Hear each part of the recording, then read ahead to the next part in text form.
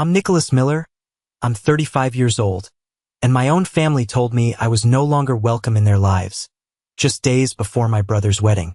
Before I tell you how I ended up hosting that very same wedding at my own private island resort, let me know where you're watching from in the comments below. It's always amazing to see how far these stories can travel. It all started with a phone call, a call that should have never happened. The phone buzzed on the polished glass of my desk, displaying a number I didn't recognize. I was in the middle of finalizing a quarterly report, the kind of boring but necessary work that pays the bills. I almost let it go to voicemail, but something, a flicker of intuition, made me swipe to answer. "Is this Nicholas Miller?" a woman's voice asked. It was professional, crisp, but with an undercurrent of discomfort. "This is he," I replied, leaning back in my chair. The skyline of the city sprawled out before me, a testament to years of sleepless nights and relentless work. "Mr. Miller, my name is Laura Vance. I'm the wedding planner for Daniel and Isabella's wedding. My brother, Daniel." A strange mix of warmth and a familiar ache spread through my chest. "Oh, right, Laura. Nice to meet you. Is everything okay with the arrangements?" There was a pause, a silence just long enough to feel heavy. "Well, that's actually why I'm calling," she said, her professional tone wavering slightly. "There's been a change in the guest list. I'm calling on behalf of your parents, Richard and Eleanor Miller." I sat up straighter. My stomach tightened. "A change? What kind of change?" She took a breath, and I could hear the faint sound of shuffling papers. She was reading from a script. "They've requested that your invitation be formally rescinded." The words hung in the air, cold and sharp. Rescinded. Such a formal, brutal word. Felt like a slap in the face. I didn't say anything. I just waited. "Mr. Miller? Are you still there?" "I'm here," I said, my own voice sounding distant to my ears. "That's fine." Another pause. She was clearly thrown by my calm response. "Oh, okay. Well?" She hesitated, then seemed to feel the need to complete her task. They wanted me to pass along a message. They said," I could almost hear her cringe through the phone. "They said what, Laura?" "They said, and these are their words, he's not family anymore and isn't needed at this celebration." Not family anymore.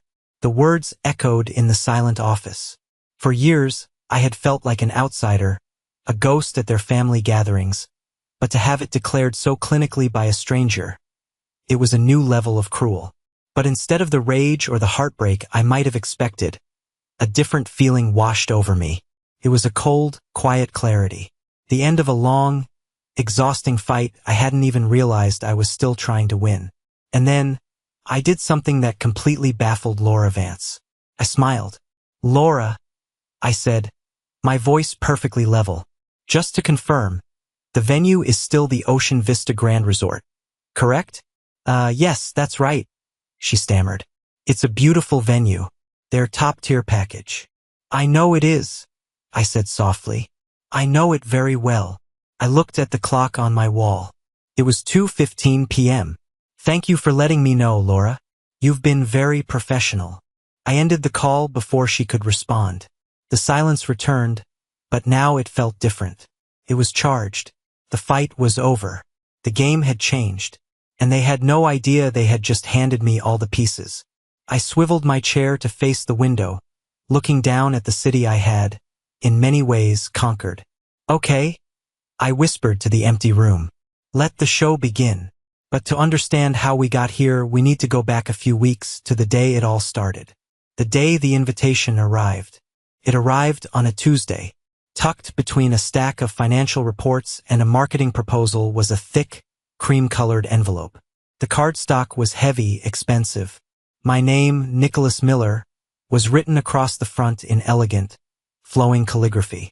It felt foreign in my hands, a relic from a life I rarely intersected with anymore. Inside, the invitation was everything you'd expect. A picture of my brother, Daniel, and his fiancée, Isabella, smiling their perfect, polished smiles. The date, the time, and the place, the Ocean Vista Grand Resort. a seaside paradise known for its exclusivity and astronomical price tag. I had to admit they had good taste. For a moment, holding that piece of paper, a genuine warmth spread through me. It was more than an invitation. It felt like an olive branch, a sign that maybe, just maybe, things could be different this time. Maybe my success, quiet as I kept it, had finally earned me a real seat at the table.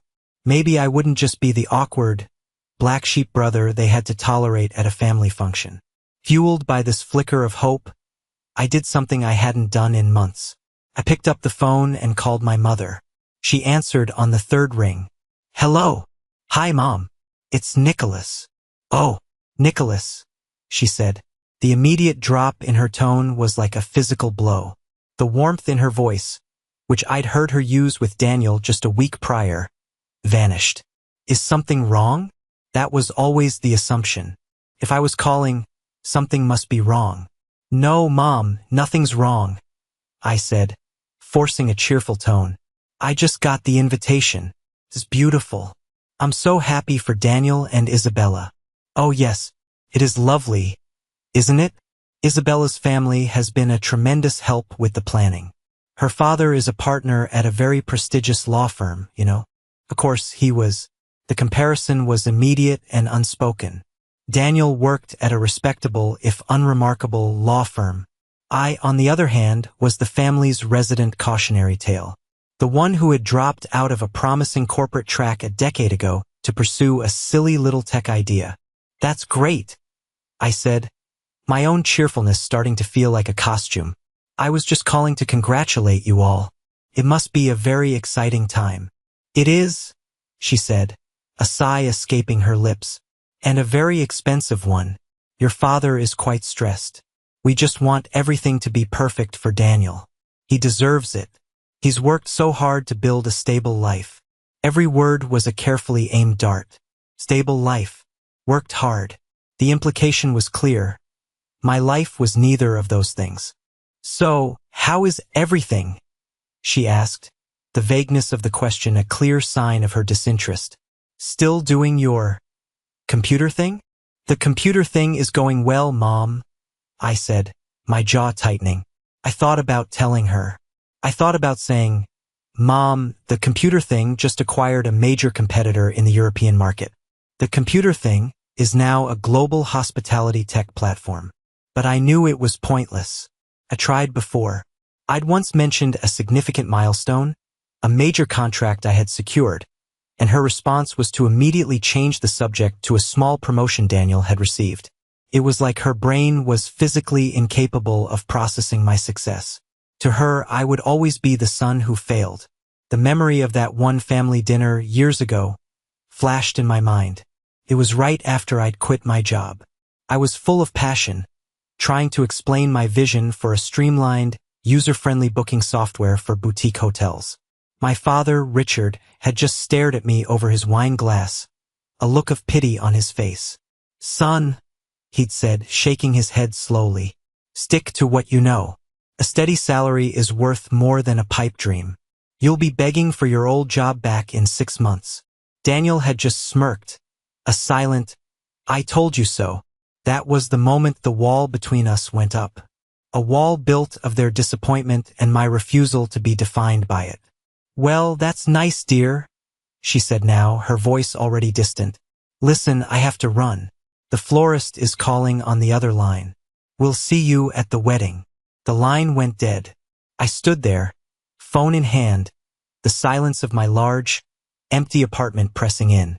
The beautiful, expensive invitation on my counter suddenly felt like a mockery. It wasn't an olive branch.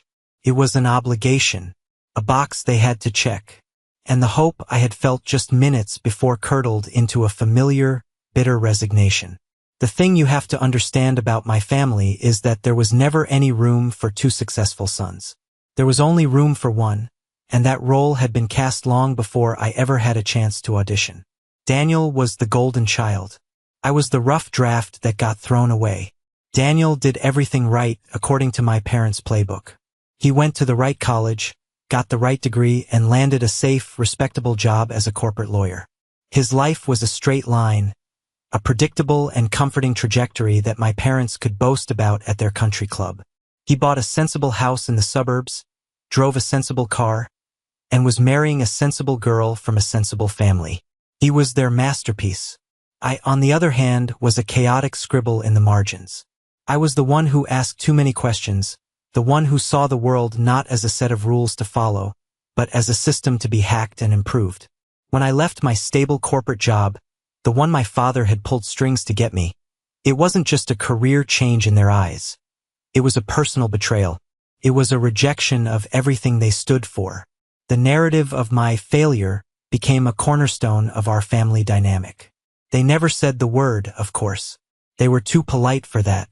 But it was in every condescending question, every pitying glance, every conversation that was quickly steered away from my life and back to Daniel's latest achievement. His small promotion was celebrated with a lavish dinner. My company's first profitable quarter was met with a skeptical, "Oh, is that so?" A few days after the call with my mother, I met up with Ben Carter for a drink. Ben and I had been friends since childhood, or so I thought. He was one of the few people I still occasionally confided in, a holdover from a life before everything changed. We sat in a dimly lit bar, the kind of place we used to frequent before my life became consumed by 16-hour workdays. "So, you're going to the wedding?" he asked, swirling the ice in his whiskey. "Got the invitation," I said with a shrug. "Looks like I made the cut this time." Ben gave a weak smile. "Come on, Nick. It's not like that. Isn't it?"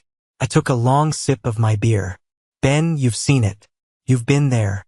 Remember Daniel's college graduation party? My parents spent 20 minutes giving a toast about his brilliant future. They didn't even mention I was in the room until my grandmother pointed me out." He winced at the memory. "That was rough, man. I'll give you that." "It's always been rough," I admitted, a wave of exhaustion washing over me. I wish for once they would see me. Not the kid who quit his job, not the guy who's struggling, but just me. I didn't realize my mistake until it was too late. I was being vulnerable, and with Ben, vulnerability was a weapon he would later use against me.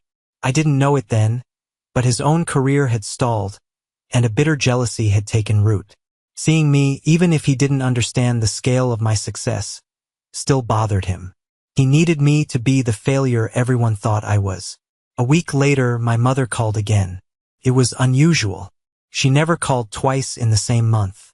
Her tone was stiff, accusatory. "Nicholas, I had a chat with Ben Carter's mother," she began, dispensing with any pleasantries. My blood ran cold. "She said Ben is very worried about you. He says you're feeling very resentful about the wedding, that you're struggling financially and feel that Daniel is flaunting his success." I was speechless. Ben had taken my moment of frustration, my cry for simple acceptance, and twisted it into a caricature of petty jealousy. He had fed it to his mother, who had then dutifully delivered the poisoned narrative to mine. He had validated their story. He confirmed their worst assumptions about me. "Mom, that's not what I said." I started, but I knew it was hopeless. The jury was already in. The verdict had been delivered years ago. "We just don't want any drama at the wedding, Nicholas," she said, her voice dripping with disappointment. "This is Daniel's day.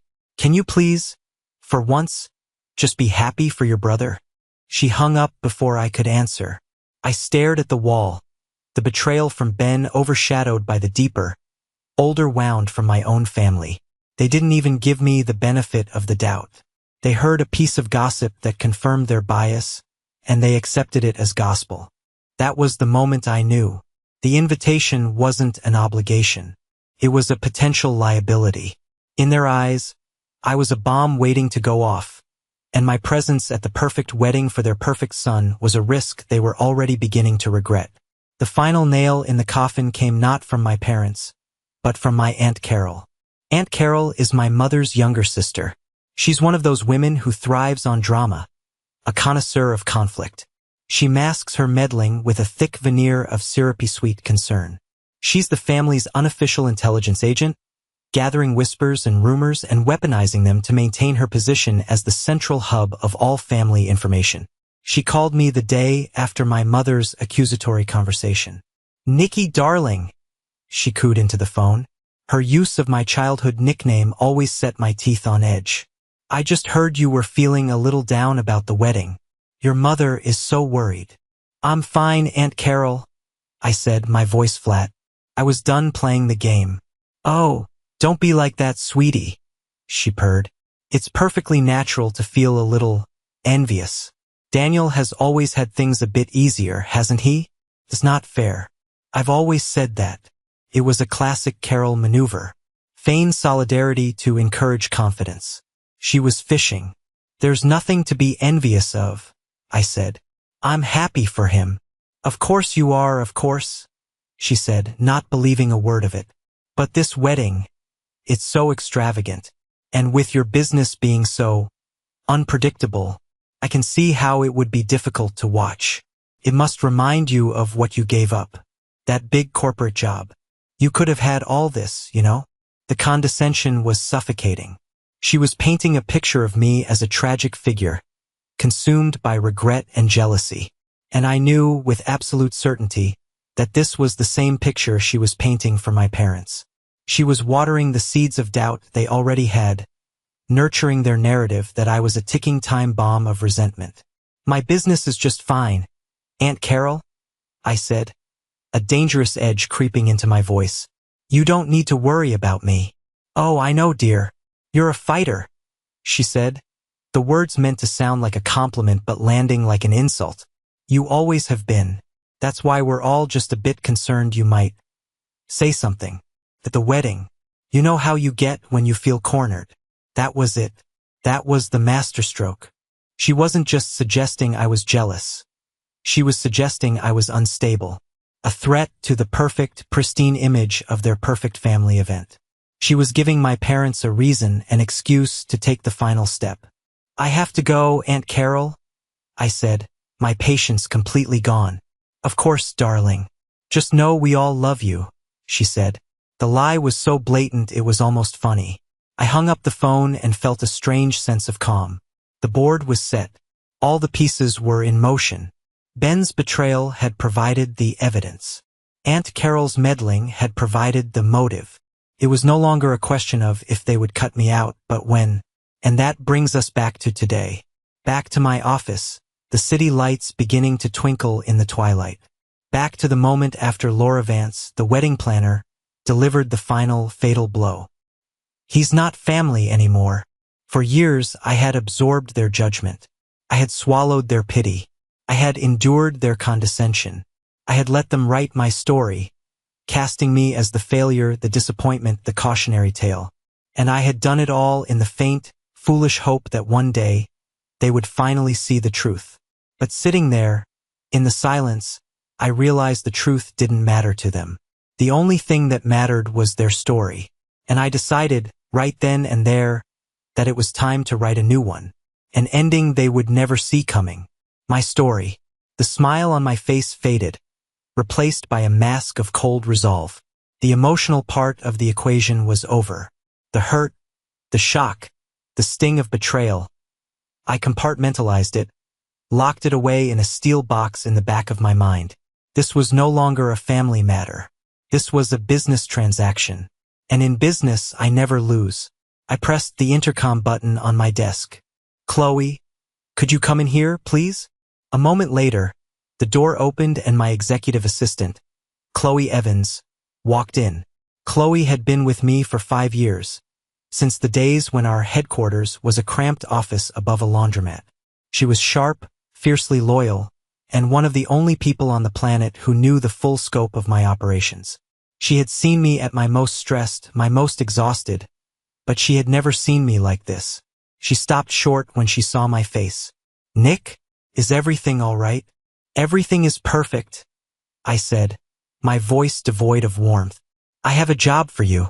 I need you to get Jessica Chin on the line. And then, I need you to conference in the general manager of the Ocean Vista Grand Resort. His name is Abernathy. Michael Abernathy." Chloe's eyebrows shot up. Jessica was our top corporate lawyer, the one we brought in for major acquisitions and hostile takeovers. Mr. Abernathy was the highly respected manager of our flagship property. Whatever this was, it was big. Right away, she said, no more questions asked. She knew my moods, and this was a mood that meant business. Within minutes, 2 lights on my console phone lit up. Jessica was on line 1, Abernathy on line 2. Patch them in together, Chloe, and I want you to stay on the line and record. Yes, sir, she said. I took a deep breath. Jessica? Michael? Thank you for joining me. Of course, Nicholas. Jessica's voice was all business. What's the situation? Good afternoon, Mr. Miller. Abernathy's voice was smooth and deferential. Always a pleasure. Michael, I began. You have a wedding booked for the last Saturday of this month. The family name is Miller. Daniel Miller and Isabella Vance. I heard the faint clicking of a keyboard as Abernathy pulled up the file. Yes, sir, I have it right here. The Grand Ocean Ballroom package. Fully paid. It's one of our biggest events of the season. It's cancelled, I said. The silence on the line was absolute. Even Chloe, who had heard me make ruthless decisions before, let out a barely audible gasp. Abernathy was the first to speak, his voice laced with confusion. Sir? See cancelled? There must be some mistake. The family hasn't contacted us. There is no mistake, I said, my tone leaving no room for argument. The booking is to be cancelled immediately. The reason you will provide is an unforeseen scheduling conflict with the venue's ownership that necessitates the use of the property. Is that clear? An ownership conflict? Abernathy stammered. But, sir, you are the owner. Precisely, I said. Jessica, are you hearing this? Loud and clear, Nicholas? She replied, the understanding dawning in her voice. You're exercising your executive prerogative. I am. I want a full and immediate refund of their deposit processed. Not just the deposit, everything they've paid to date. And I want you to add a $10,000 inconvenience fee as a gesture of goodwill from the management. The word management dripped with irony. I want the cancellation notice and the wire transfer confirmation sent to the primary contact email on that file within the hour. Nicholas, if I may, Jessica interjected, her lawyerly caution kicking in. This is highly unusual. Could be seen as a breach of contract, even with the compensation. Do you anticipate any legal blowback? The only blowback I anticipate, I said, looking out at the city lights, is a very panicked phone call, and that is exactly what I want. Let them think the venue is screwing them over. Let them scramble. Let them feel, for just a moment, what it's like to have the world pulled out from under them. Do you understand your instructions?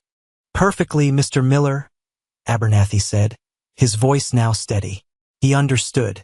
An order was an order. Crystal clear, Nicholas, Jessica confirmed. Good, I said. Make it happen. I ended the call and leaned back in my chair, the leather sighing under my weight. Chloe stood by the door, her eyes wide. Nick, she started. That was intense. Is this about your family? I finally looked at her, and for the first time I let the mask slip. She saw the hurt, the raw anger simmering just beneath the surface. They told me I wasn't family anymore, Chloe, I said softly. They're about to find out just how wrong they are. The email landed in Daniel's inbox at 5:47 p.m. I can picture the scene perfectly. He and Isabella would have been at my parents' house, probably finalizing some last-minute detail for the wedding. The seating chart, the flavor of the ridiculously overpriced cake. My mother, Eleanor, would be fluttering around them, micromanaging every decision. My father, Richard, would be sitting in his worn leather armchair, pretending to read the newspaper but listening to every word, a proud, self-satisfied smile on his face. The subject line would have been stark and professional. Urgent notification regarding your event booking at the Ocean Vista Grand Resort.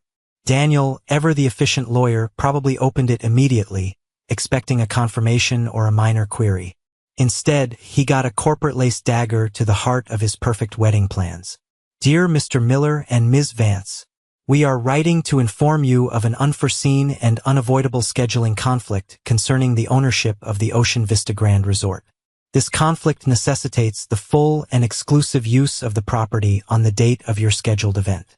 Therefore, with our deepest regrets, we must inform you that we are unable to host your wedding on the planned date. This decision is final and comes directly from the executive board of the Ocean Vista Hospitality Group. Please be assured that a full refund of all payments made to date, in the amount of $75,000, has already been processed. Furthermore, as a gesture of our profound apology for this disruption, we have included an additional $10,000 compensation for any inconvenience this may cause. A confirmation of the wire transfer is attached. We understand this news is deeply distressing and wish you the best in securing an alternative venue. Sincerely, Ocean Vista Management. For a few seconds, there would have been silence as Daniel's brain tried to process the words. Cancelled. Unavoidable. Ownership conflict. Final. Then the implosion. What? The word would have been a strangled gasp. No. No, no, no. Isabella would have rushed to his side, reading the email over his shoulder. Her hand would fly to her mouth, her eyes wide with disbelief and horror. They can't do this. We have a contract. My mother would have been the next to react, her voice rising in panic. Daniel, what is it? What's wrong? He would have just shoved the phone into her hands, unable to speak. My father would have put down his paper, his brow furrowed. What's all this nonsense? And then chaos. Cancelled? My mother would shriek, the word echoing through the perfectly decorated living room. What do they mean, cancelled? Richard, do something. My father, after reading the email, would turn a shade of purple I knew all too well. It was his go-to color for impotent rage. This is unacceptable. An outrage. Who do these people think they are? I'll sue them. I'll sue the entire hotel chain. Daniel, finding his voice, would already be dialing his phone. His face a thunderous mask. I'm calling that planner. Laura, this has to be her fault. She messed something up. She must have. It's a classic trait of my family. When faced with a problem, the first step is never to understand it, but to assign blame. It couldn't possibly be a random, impersonal corporate decision. No, someone had to be at fault. Someone had to pay. And Laura Vance, the intermediary, was the easiest target. I can just hear the conversation, Daniel's voice shaking with fury, as he yelled into the phone at a completely bewildered Laura. Isabella would be crying in the background, her dream wedding dissolving into a nightmare. My mother would be pacing, wringing her hands and muttering about how this would be the talk of the town. A complete and utter humiliation. My father would be blustering about lawyers and contracts, threatening to ruin this tin pot resort for their insolence. This has to be some kind of sick joke, Daniel would say, his voice cracking, and in a moment of bitter, unintentional irony, he would probably add something like, it's like we're cursed. I bet it's Nicholas. I bet his bad luck is somehow rubbing off on us, even from a distance. From my office, miles away, I watched the sun dip below the horizon. My phone remained silent. I had lit the fuse. Now all I had to do was wait for the explosion to reach me. And I knew it wouldn't be long. They were angry, they were panicked, and they were looking for a scapegoat. And sooner or later, their frantic search for answers would lead them, inadvertently, right to my door. My phone finally rang an hour later. It was Laura Vance, the wedding planner. Her voice was frayed, trembling on the edge of hysteria. Mr. Miller? Nicholas? I am so sorry to bother you. I am in a desperate situation, and I don't know who else to call. I kept my tone calm and neutral. Laura, what's the problem? The problem? She almost laughed, a broken, frantic sound. The problem is that the Ocean Vista Grand Resort just canceled your brother's wedding. 3 weeks before the date. I have your entire family on the other line screaming at me, threatening lawsuits, blaming me for everything. They're convinced I messed up the booking. And did you? I asked simply. No, of course not. The contract was ironclad. Everything was confirmed and paid for. This came out of nowhere. The email they sent, it mentioned a conflict with the ownership. It makes no sense. I've never heard of anything like this happening in my entire career. She took a shaky breath. Look, I know this is a long shot, and given the conversation we had earlier, I have no right to ask. But your family won't listen to me. They think I'm lying. I was hoping, maybe you could talk to them? Maybe as a family member you could, I don't know, reason with them? It was perfect.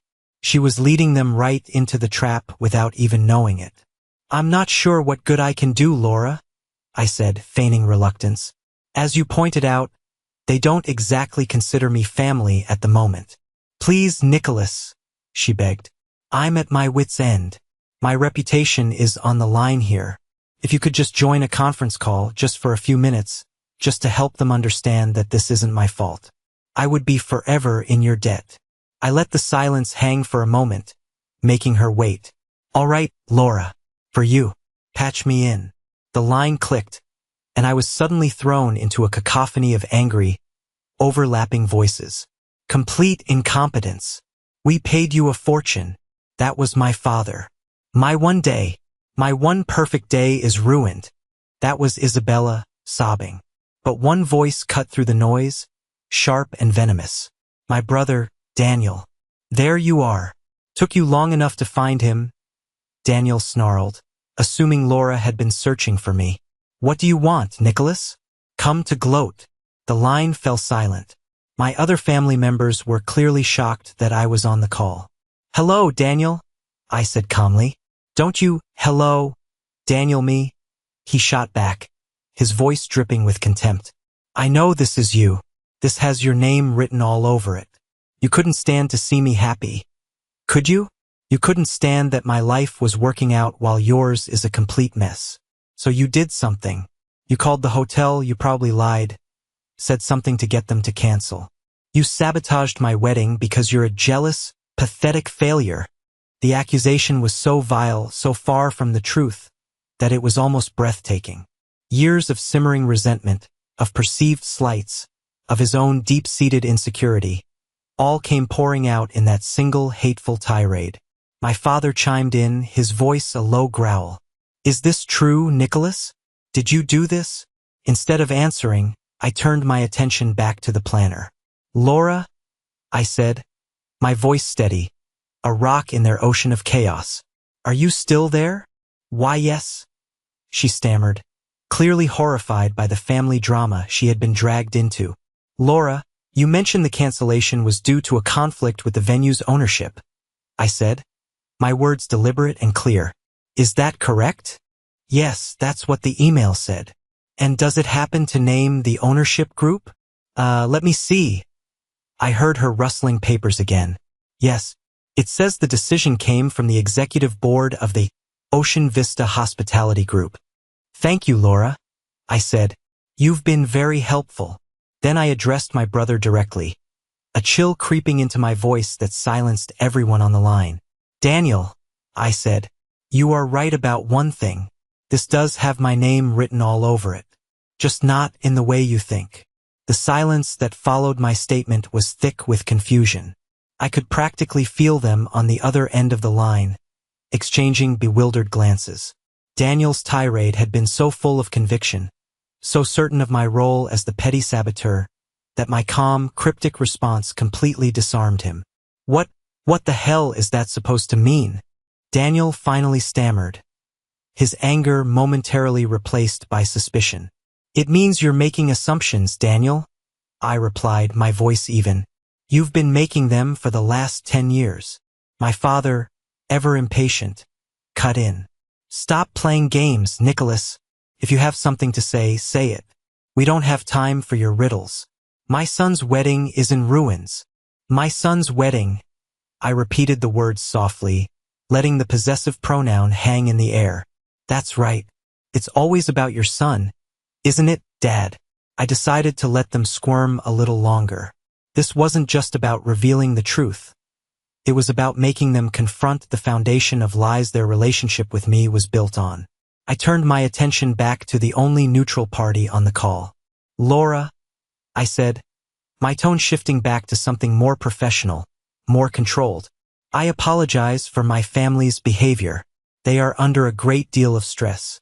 To clear up this confusion, I think it would be best if we got someone from the hotel's senior management on the line. Someone who can explain this ownership conflict in no uncertain terms. Laura seized the lifeline I'd thrown her. Yes, of course. That's a great idea. Who should I ask for? Here it was. The moment to play the ace I had kept tucked up my sleeve for so long. Ask for Mr. Abernathy, I said. Michael Abernathy. He's the general manager of the entire resort chain. Tell his office that Nicholas Miller requests his immediate presence on this conference call. Use my full name. They'll know what it means. Abernathy? My father scoffed. You think calling some middle manager is going to help? Nicholas, you're delusional. He's probably buddies with the night janitor. Daniel sneered, his confidence returning. He's going to get his friend to come on and lie for him. This is pathetic, even for you. I ignored them. Their mockery was like the yapping of small dogs at the feet of a giant. It was meaningless noise before the inevitable. Please do that now, Laura, I instructed gently. Right away, Mr. Miller, she said, her voice filled with a newfound respect. She recognized authority when she heard it. She put us on a brief hold, and the line was filled with tinny, generic hold music. My family, however, didn't stay quiet. I can't believe this, my mother whispered, her voice trembling. He's making a scene, just like Carol said he would. He's trying to humiliate us. Don't worry, Eleanor, my father grumbled. He's making a fool of himself. When this Abernathy fellow comes on, I'll give him a piece of my mind about his staff's incompetence and his friendship with our deadbeat son. I closed my eyes, a small, weary smile touching my lips. They were so predictable, so blinded by their own narrative that they couldn't see the cliff they were gleefully marching towards. They thought I was playing checkers. They had no idea I had been playing chess the entire time. And they were just a few moves away from checkmate. The music stopped. Laura's voice came back on the line, now sounding even more flustered than before. Okay, she said, her voice a little breathless. Mr. Abernathy's assistant patched me through immediately. He's joining the call now. A new voice entered the line. It was deep, calm, and exuded a quiet, effortless authority. This is Michael Abernathy. To whom do I have the pleasure of speaking? My father, never one to miss an opportunity to assert his perceived dominance, immediately jumped in. His voice was a booming, condescending baritone, the one he used when dressing down a subordinate. Mr. Abernathy, Richard Miller here. It's about time someone with some authority got on this line. I am the father of the groom whose wedding your establishment has just seen fit to destroy with less than a month's notice. I want an explanation, and I want one now. This level of unprofessionalism is staggering. Do you have any idea who we are? There was a beat of silence from Abernathy's end. It wasn't a confused silence. It was a calculating one. Mr. Miller, Abernathy began, his tone impeccably polite yet icy. I am aware of the situation with your son's event. The decision, I assure you, was not made lightly. Not made lightly? Daniel chimed in, his voice dripping with sarcasm. Oh, that's rich. You've ruined what was supposed to be the happiest day of my life. And you tell me the decision wasn't made lightly? What could possibly be more important than a fully paid, contractually obligated wedding? This was the moment, the precipice. Before Abernathy could respond, I spoke. My voice was quiet, but it cut through the tension like a knife. Mr. Abernathy, I said. This is Nicholas Miller. The shift in Abernathy's tone was instantaneous and seismic. The polite formality he'd shown my father vanished, replaced by genuine deference and respect. Mr. Miller, he said, and I could hear the warmth in his voice even through the phone. Good afternoon, sir. I received your message. I am at your complete disposal. How can I assist you? The line went dead silent. Utterly, completely silent. The sound of my father and brother's bravado deflating was almost audible. The whiplash was too severe, the change in dynamics too abrupt for their brains to comprehend. One moment, Abernathy was a faceless hotel manager they could bully. The next, he was addressing me, Nicholas, the family failure, with the kind of respect a subordinate shows to a powerful superior. I could picture their faces. The smug anger on my father's face would be melting into a puddle of confusion. The sneer on Daniel's lips would be frozen, his eyes wide with disbelief. My mother and Isabella would be looking back and forth between the phone and each other, trying to make sense of what they had just heard.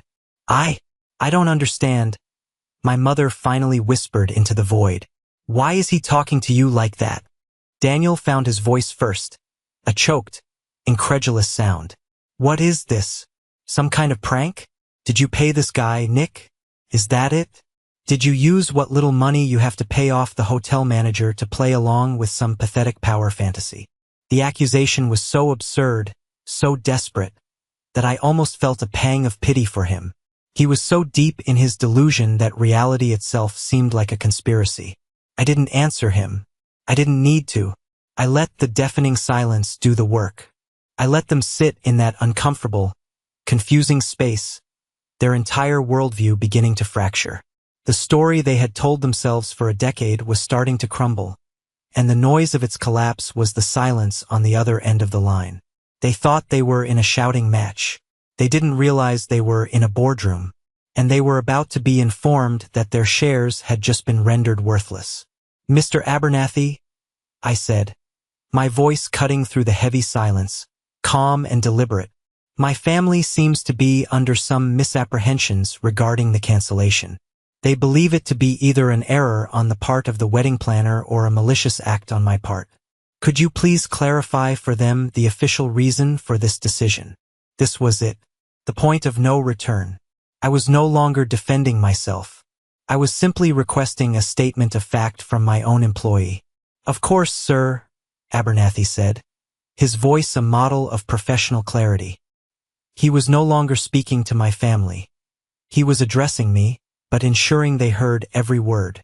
As stated in the official correspondence, the cancellation was due to a non-negotiable directive from the ownership of the Ocean Vista Hospitality Group. The owner has decided to make personal use of the property on that date. My father, clinging to the last vestiges of his authority, sputtered, "The owner? Who is this owner? I want his name. I'll call him myself." Abernathy's voice became tinged with a slight, almost imperceptible amusement. "Sir, with all due respect, I don't think that will be necessary." "And why not?" Richard demanded. I decided to end the suspense. "Mr. Abernathy," I interjected smoothly, "for the sake of absolute clarity, could you please confirm for everyone on this call the name of the sole proprietor and owner of the Ocean Vista Hospitality Group?" The silence stretched for a heartbeat.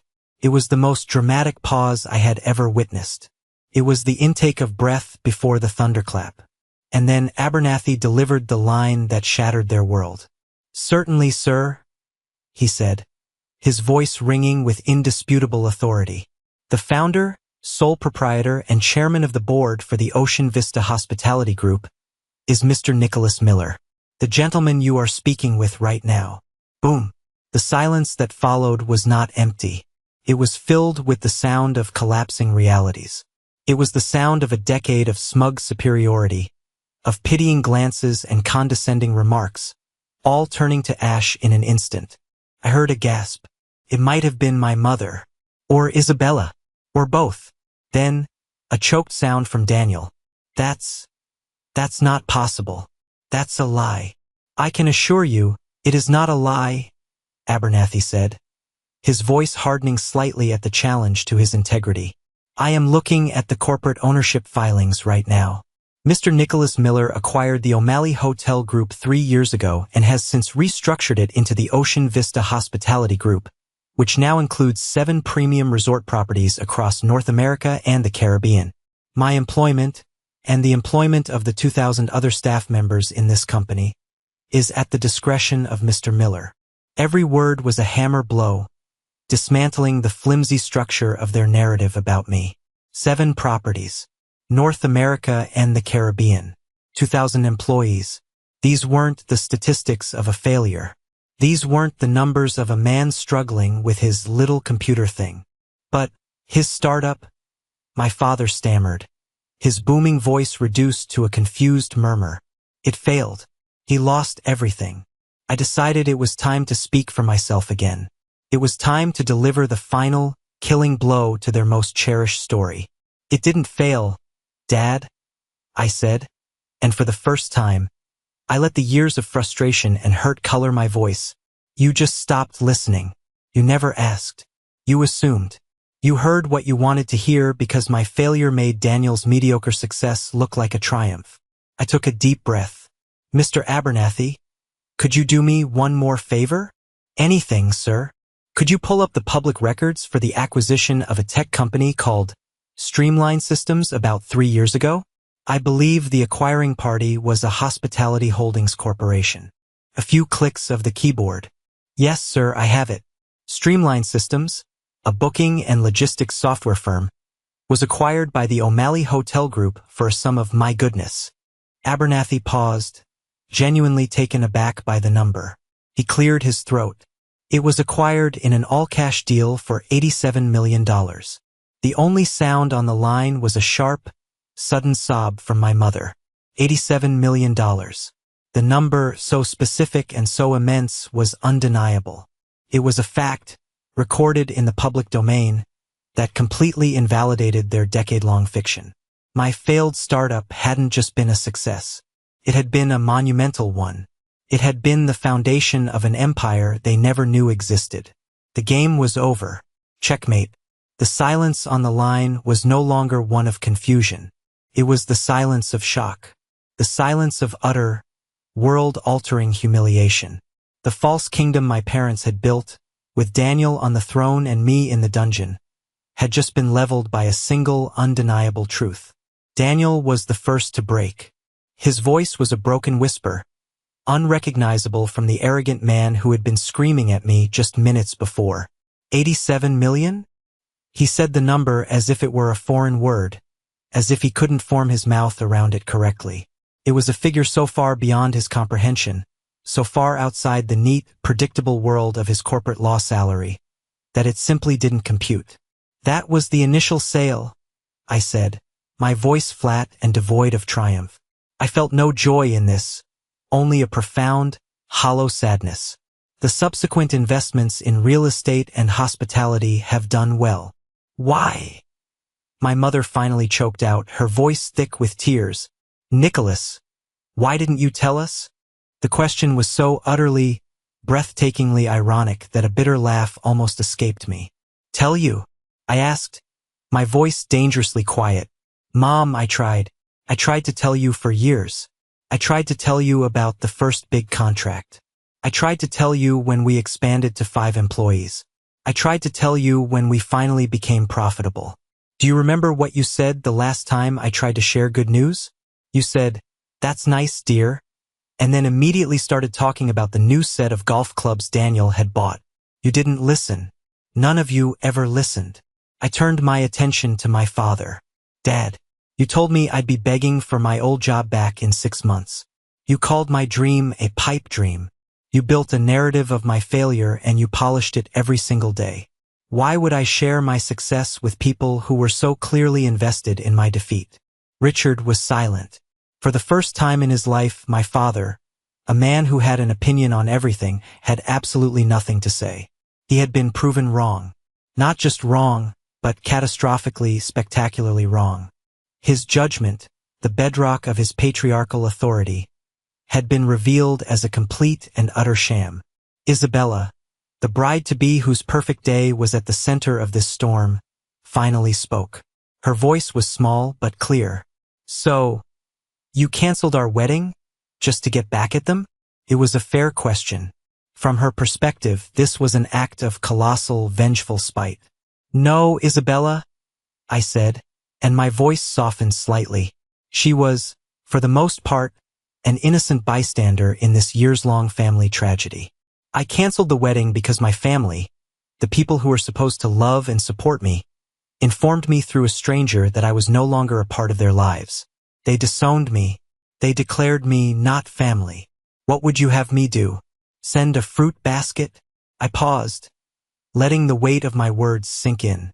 The cancellation wasn't the revenge. It was a consequence. An action has a reaction. They made a business decision to cut me out of their lives. I made a business decision regarding my property. The fact that those two things collided so spectacularly is a result of their own ignorance. Mr. Miller, Abernathy's voice cut in gently, sensing the raw emotion of the moment. Do you have any further instructions for me? He was giving me an out, a way to end the call and let the pieces fall where they may.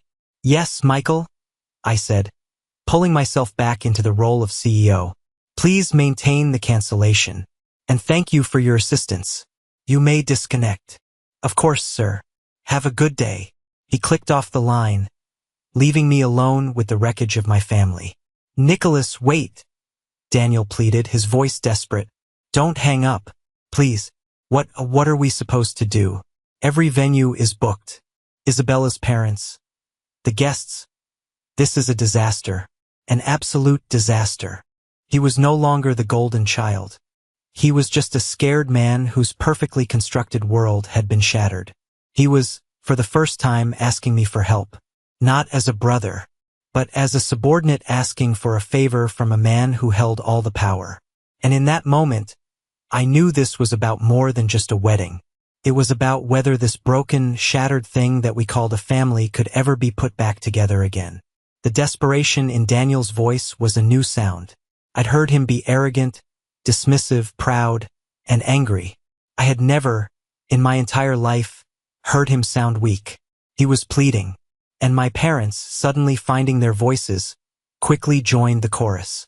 Nicholas, son, my father started, his tone unctuously gentle, a complete 180 from his earlier blustering. Surely we can talk about this. There's been a terrible misunderstanding. A misunderstanding? I repeated, the words tasting like acid. For 10 years? Dad, that's not a misunderstanding. That's a chosen reality. You chose to believe I was a failure because it was easier than admitting your judgment was wrong. We were just worried about you, darling. My mother chimed in, her voice thick with manufactured sympathy. We wanted you to have a secure life, like Daniel. We never meant to hurt you. It was incredible. Even after the world-shattering revelation, their first instinct was to rewrite history, to smooth over the jagged edges of their cruelty with the platitudes of parental concern. They weren't apologizing for what they did. They were making excuses for it. Stop, I said, and the single word carried so much weight it silenced them all. Just stop. Do you hear yourselves? You're not sorry for how you treated me. You're sorry I turned out to be successful. You're sorry you alienated the son who now, by a twist of fate, holds the fate of your other son's wedding in his hands. This isn't about love. This is about damage control. I could hear their shocked silence. They weren't used to me talking this way. They were used to the quiet, accommodating Nicholas who would just swallow the insult and retreat into himself. That Nicholas was gone. This was never about the money, I continued, my voice gaining strength with every word. I could not care less about the cost of this wedding. This is about respect. It's about being seen as a human being by my own family. It's about not being treated like a stain on your perfect family portrait. I took a deep breath, the words pouring out of me now, a torrent of suppressed pain. You disowned me. You told a stranger I wasn't your family. You did it casually, clinically, because you thought I was insignificant. You thought I had no power, no value, and therefore my feelings didn't matter. That is the core of the issue. Not the venue. Not the money. That. I let my words hang in the air. This was the line in the sand. This was the moment they had to confront the ugliness of their own behavior without excuses or justifications. So no, I said, my voice firm, we are not going to pretend this was a misunderstanding. We are not going to sweep a decade of dismissiveness under the rug because you're in a tight spot. The wedding at the Ocean Vista Grand Resort is canceled, and it will remain canceled. I could hear Isabella let out a soft cry. I felt a pang of sympathy for her, but this was bigger than her wedding day. This was about salvaging what little was left of my own dignity. However, I said, letting a sliver of possibility enter my voice, that doesn't mean we have nothing to talk about. But if we are going to have a conversation, it will be an honest one. for the first time in our lives. And it will be on my terms. I had their complete, undivided attention. For the first time, they weren't just hearing me. They were listening. The silence on the line was different now. It was no longer shocked or confused. It was expectant. I had closed one door firmly in their faces, but I had hinted at opening another. They were waiting, holding their breath, to see what lay behind it. What terms? Daniel asked, his voice cautious. I leaned forward in my chair, the plan that had been forming in the back of my mind now coming into sharp focus. This wasn't about revenge anymore. If it were, I would have just hung up the phone and let them deal with the mess. This was about demonstrating the difference between their kind of power, which was based on exclusion and judgment, and my kind, which was based on capability and choice. The problem, Daniel, is that you tried to have a champagne wedding on a beer budget of respect, I said. You wanted the appearance of a perfect family, but you weren't willing to do the work of actually being one. That's not fair, he muttered. Isn't it? I countered. You were perfectly happy to have me excluded when you thought I was an embarrassment. The only thing that has changed is the name on my bank account. So here is my offer. It's a one-time deal. I paused, letting the tension build. The Ocean Vista Grand Resort is off the table. As I said, I have personal plans for it. However, I have another property. It's not part of the public chain. It's a private estate on Catalina Island. It has its own beach, a helicopter pad, and a staff that can accommodate up to 300 guests on very short notice. I could hear their minds racing, trying to process what I was saying. Private estate, Catalina Island. I will host your wedding there, I continued. I will cover the entire cost. The venue, the catering, the staff, the flowers, everything. It will be more beautiful and more exclusive than anything you could have booked at the Grand Resort. I will give Isabella the wedding of her dreams. Free of charge. The offer hung in the air. A stunning, unbelievable proposition. You would do that? My mother asked, her voice filled with disbelief. Yes, I said. But on one condition. Anything, Daniel said immediately. My condition had nothing to do with money or apologies. Not yet. Those would have to be earned, not coerced. My condition was simpler and in its own way much more profound. My invitation is to be reinstated, I said, my voice clear and firm. Not as a begrudging obligation, but as a genuine request. I will attend the wedding not as a guest, but as your brother. And I will be treated with the respect that title implies. That is my only condition. You will welcome me back into the family, publicly and unequivocally. The rest, the apologies, the long talks, that can come later. But this is the first step. I leaned back. The ball was in their court. I had offered them an incredible gift, a solution to their nightmare. But it came at a price, their pride. They had to admit they were wrong. They had to undo the very act that started this entire mess. After a long moment, it was Daniel who spoke, his voice thick with an emotion I couldn't quite place. It sounded like a mixture of shame and relief. Yes, he said softly. Of course, Nick. Please come to my wedding. 2 months later, I stood on a manicured lawn overlooking the Pacific Ocean. The California sun was warm on my face, and a gentle sea breeze rustled the palm trees. A string quartet played softly near a floral arch, and impeccably dressed guests mingled, sipping champagne and admiring the breathtaking view. This was my Catalina estate, a place I usually reserved for corporate retreats or personal escapes. Today, it was the backdrop for my brother's wedding. To say things had been different in the intervening weeks would be an understatement. The family dynamic had been completely upended. The calls from my parents were no longer perfunctory and dismissive. They were hesitant, awkward, filled with a new, unfamiliar deference. They would ask for my opinion on details for the wedding I was hosting, and actually listen to my answers. It was a strange and unsettling reversal of our lifelong roles. Daniel had been the most transformed. He called me a week after our conference call. The conversation was stilted, painful. He stumbled through an apology that was both clumsy and, I felt, sincere. He admitted that he had been caught up in our parents' narrative for so long that he never stopped to question it. He saw me not as his brother, but as a rival in a competition he didn't even realize he was winning by default. Now, seeing him at the end of the aisle waiting for Isabella, he looked different, less arrogant, more grounded. When he saw me taking my seat in the front row, he caught my eye and gave me a small, grateful nod. It wasn't a solution to all our problems, but it was a start. The wedding itself was flawless. My staff, led by the unflappable Mr. Abernathy, who had flown in specifically for the event, performed with their usual perfection.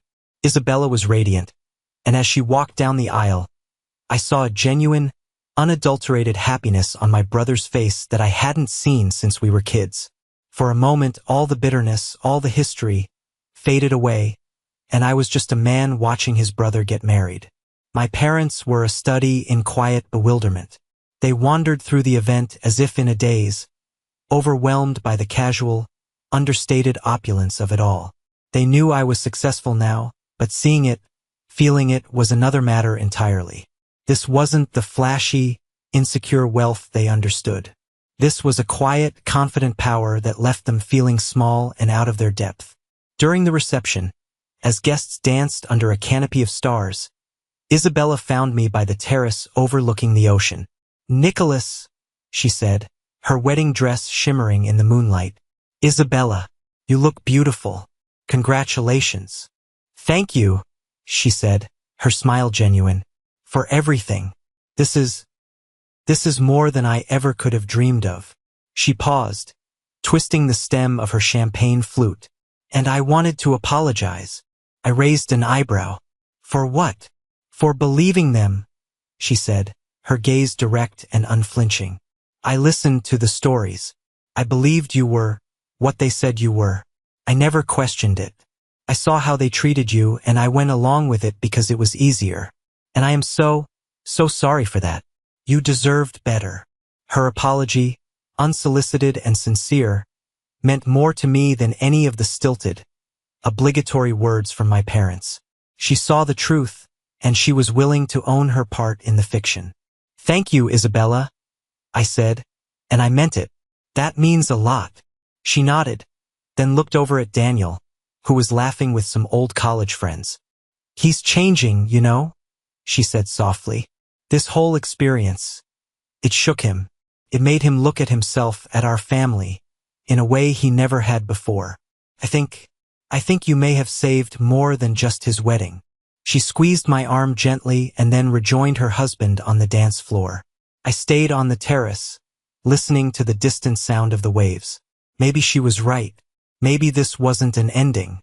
Maybe, just maybe, it was a beginning. The day after the wedding, the guests were gone. The music had faded. All that remained was the family. We sat on the large, sun-drenched patio of the main house, a fragile truce hanging in the air. The perfect wedding was over. Now came the messy, complicated part. The truth started, surprisingly, with Daniel. He sat across from me, looking exhausted but clear-eyed. "Nick," he began, and the others fell silent. "There's something else you should know. A reason why I was so on edge about this wedding." He took a deep breath. "The truth is, I'm in over my head. Financially, my law firm, it's not as lucrative as I let on. I got a promotion last year, but the pay bump was minimal. We bought a house we couldn't really afford. Isabella's parents helped with the down payment, and there was this pressure to keep up appearances, to have this huge, perfect wedding that would signal to everyone that I was as successful as Dad always boasted I was." He looked down at his hands. "We were putting most of it on credit cards. When the resort canceled, it wasn't just the humiliation. It was the fear of financial ruin. I acted like a jerk because I was terrified. And it was easier to lash out at you, the person we'd all designated as the family scapegoat, than to face my own failures. It was a stunning confession. The golden child, the pillar of stability, was admitting his perfect life was a facade. My father looked uncomfortable. My mother looked heartbroken. They had pushed him so hard to be their icon of success that they had driven him to the brink. As we were absorbing this, my young cousin Leo, who had stayed on with his parents, wandered over. He'd always been a sweet kid, one of the few relatives who had always been kind to me. He was fiddling with his phone. "Hey, Aunt Eleanor," he said innocently. "I was just looking at the pictures from the wedding. Aunt Carol posted a bunch." My mother stiffened at the mention of her sister's name. "Oh, that's nice, dear." "Yeah," Leo continued, oblivious to the tension. She wrote this really long caption. It says, "So proud of my wonderful nephew Daniel and his beautiful bride. So glad they managed to have a perfect day despite the unnecessary drama and jealousy from those who wish them ill. Family should always lift each other up, not tear each other down." It's weird. She said almost the exact same thing to me on the phone last month when she was asking about Uncle Nick. The silence that followed was electric. Everything clicked into place. The final piece of the puzzle. Carol's sweet, concerned phone calls. Her worry about my jealousy. Her careful, poisonous whispers. Ben Carter may have provided the kindling, but Aunt Carol had been the one fanning the flames, turning my parents' quiet prejudice into an inferno of judgment. She had orchestrated the drama she was now so piously condemning on social media. My mother's face went pale. "Carol?" she whispered, the realization dawning on her. She looked at me, her eyes filled with a new, horrifying understanding. "Oh, Nicholas, what have we done?" It was all out in the open now. Not just their dismissiveness, but Daniel's insecurity, my parents' misplaced pride, and the insidious manipulation from within their own circle. The fiction they had created about me wasn't just their own invention. It had been co-authored by jealousy and fear. They had no more excuses, no more narratives to hide behind. All that was left was the raw, uncomfortable truth, and the question of what, if anything, we were going to do with it. This was no longer just about me being wronged. It was about a family system so broken that it nearly destroyed itself from the inside out. Months have passed since the wedding on the island. The fragile truce of that morning on the patio has slowly, painstakingly, begun to evolve into something more resilient. It's not perfect. It's not a fairy tale ending where all wounds are instantly healed. There are still moments of awkwardness, conversations that tread carefully around years of unspoken hurt. But it is, for the first time, real. My parents are trying. They call and they ask questions about my life and they actually wait for the answers. My father even asked for my opinion on a business matter the other day, a gesture so monumental in its humility that it almost knocked me off my chair. We are learning a new language, one based on mutual respect rather than outdated roles. The biggest change, though, has been in Daniel. He and Isabella sold their oversized house and moved into a place they could comfortably afford. He took the first step in untangling himself from our parents' expectations, and in doing so, he found a different kind of freedom. Last week, my phone buzzed with a text from him. It wasn't a stilted apology or a request for a favor. It was a screenshot of a business article. "Thought you'd find this interesting," the message read. "The market trends look like they favor your logistics division for the next quarter. Curious to hear your take." I smiled. He wasn't just talking to me. He was seeing me, the brother who was good at this stuff, the expert, the peer. I texted back, "Let's grab a drink next week and talk about it." His reply came back instantly. "Looking forward to it, brother." Brother. He hadn't called me that, not in that way, in over a decade. Wealth is a strange thing. Can buy you a company. Can buy you a resort on a private island. Can give you the power to cancel a wedding with a single phone call. But it can't buy you respect. Can't buy you understanding. Can't mend the broken pieces of a family. I had to lose my family to finally be seen by them. I had to become a villain in their story to give them a chance to write a new one with me.